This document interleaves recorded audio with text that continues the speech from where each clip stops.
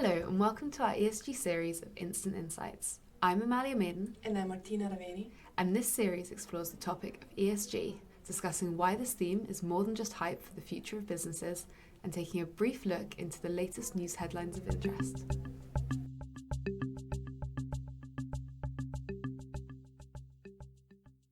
This month, the ESG theme has featured heavily in the news, with climate change taking centre stage in many discussions. So for this episode, we want to explore some of these headlines from each of the three themes with you and look at how they're creating waves around the world. So I think it's only appropriate to start with the significant increase in outbreaks of extreme weather across the world this summer. Hurricanes, wildfires, record high temperatures and drought stress. Concerns over impacts with climate change are much harder to dismiss this year. Yeah, you're right. This month we've seen devastating wildfires in Canada, Hawaii, and much of Europe, hurricanes hitting California and Mexico that have resulted in flooding and drought in the Panama Canal, so quite a lot. And the links between climate change and extreme weather events is becoming over time clearer. Indeed, for example, we have more frequent wildfires for longer duration. Yeah, it very much seems like it's one disaster after another, and it's causing significant social and economic damage, particularly to the communities that are hit right at the centre. So, Marty, what's happening and why is it happening? Yeah, so basically, these events show the undeniable impact of climate change on weather patterns. There is a scientific consensus of that, but political divisions persist in a way that is hindering action. And with the US federal elections on the horizon, we're going to be next year, it will be interesting to hear from politicians. Indeed, urgent leadership and global cooperation is definitely needed here to address these challenges, and the climate discussion needs to be reframed to focus around public safety and economic consequences. However, it's unclear whether global action will actually be achieved in time to create this positive change. And this very much leads us on to the next news story. So, youth activists in Montana have won a court case establishing their right to a clean and healthful environment in a landmark decision. Amalia, can you tell us a bit more about what is happening here? Because I haven't heard of a ruling like this before. Yeah, so this month in Montana, there was a judge ruling in favour of the youth climate activists. It established that young people in the state have the constitutional right to a healthful environment, and that the state must consider the potential for climate damage when it approves fossil fuel development projects and fossil fuel related permits. And it was filed in response to the state's decision to exclude the considerations of the impact of the oil and gas sector, particularly with their emissions. And as a major coal and gas producing red state, if the ruling stands, it could have the potential to set an important legal precedent for future environmental protection, both in Montana and in other states. And when we take a step back, we can see that this case is actually part of a wider ESG litigation movement, both in the US and globally. And it's putting pressure on governments to protect their citizens, and it's putting pressure on large corporations to take on greater accountability for their net emissions. Yes, indeed, you made a good point. And let me add that if this works out for the Montana youth, then it could offer an opening for other US states, such as Hawaii, to follow suit. Now, I know that the anti ESG movement has been particularly strong among Republican states in the US. How did Montana react? Unsurprisingly, the Montana Attorney General's office has already announced that the state would be appealing this decision. It's claiming that Montanans can't be blamed for changing the climate.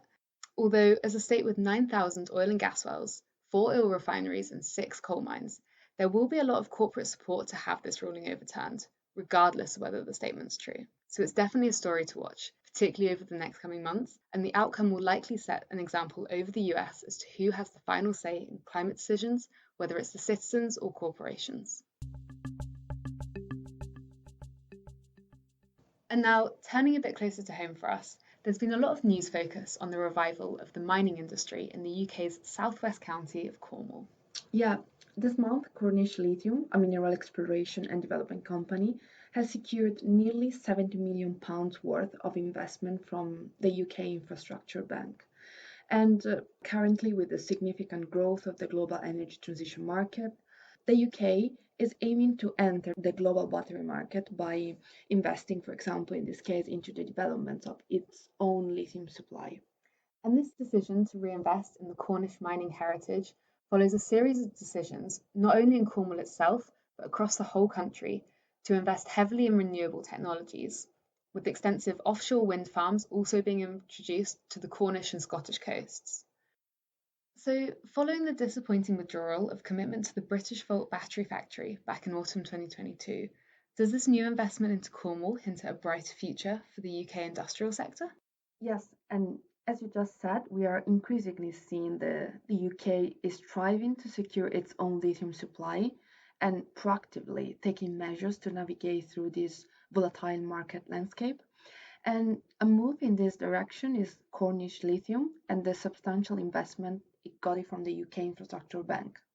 And UK is doing this step by step, sometimes failing. As you mentioned before, if we remember about Britishvolt, the intended gigafactory in Northumberland, which was very much envisioned to become a hub for manufacturing the batteries required for EVs.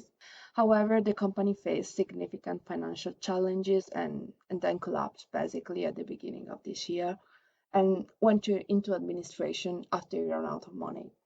And let me also add that the establishment of the Cornish lithium source could work well to support Tata Motors, for example, an India car manufacturer that this July confirmed plans to create a battery plant in Somerset. But this really does kind of indicate one of the key issues with the UK energy market, which is highlighted by following Britishvolt. A considerable amount of investment has been sourced externally from international corporations. And whilst this may bring many new jobs and many new opportunities to the communities that these manufacturing plants are based in, and it does help to boost the UK economy, it might not necessarily strengthen the UK's position within the global market long term.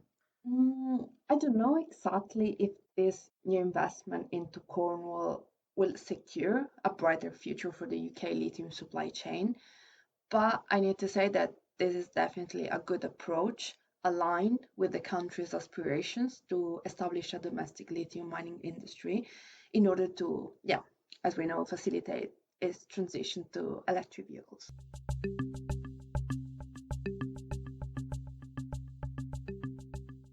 Enjoyed today's episode exploring the ESG headlines of interest, and we'd love to hear about other news stories that you've heard about that you think have strong ESG impacts this summer. And on behalf of all of us from Thematic Intelligence, thanks for listening. See you next time.